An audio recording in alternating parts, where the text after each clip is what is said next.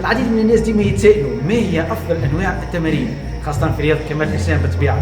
باش نحكوا بصفه عامه دروب سيت، جوينت سيت، سوبر سيت، تراي سيت، جي تي في، وهذوما كلهم طرق بالطبيعه يختلفوا، لكن يختلفوا في طريقه التمرين نتاعهم، يختلفوا في معناها الدوره نتاعهم. صحيح يخدموا على الفارياسيون دي زونغل، صحيح يخدموا على الفون مسكولير، صحيح يخدموا على نومبر دي ريبيتيسيون، يختلفوا. اما لكن اهم طريقه واحسن طريقه بالنسبه لي انا معناها من خبرتي المتواضعه اللي هي بوش بول ليج.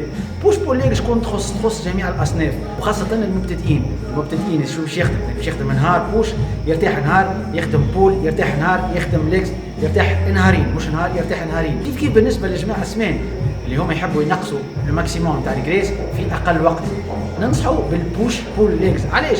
لانه هو بوش بول ليجز لقوها هذه دراسات علميه اللي هي تحرق نسبه معناها تحرق سعرات حراريه كبيره ياسر، وبالتالي لهنا تحافظ على مستوى الكتله العضليه عندك وتنقص الماكسيموم في نسبه الدهون عندك، وبالتالي لهنا احسن طريقه بالنسبه للناس اللي هم يحبوا نحو الجريس. حتى الجماعه المتقدمين شويه يستعملوا طريقه بوش بول ليجز. ليش؟ لانه هو باش يلقى روحه في نفس الاسبوع خدم الميسكل نتاعو مرتين، وكيف يحرق اكثر سعرات حراريه، وبالتالي يطيح اكثر جريس. بالطبيعه بالنسبه للناس المبتدئين ولا اللي هما متقدمين شويه ولا الناس السمان يحبوا يطيحوا الماكسيموم بجريس، مراعاه الاحتياج اليومي من السعرات الحراريه اللي تتمثل في الكاربس، بروتين، وفاتس.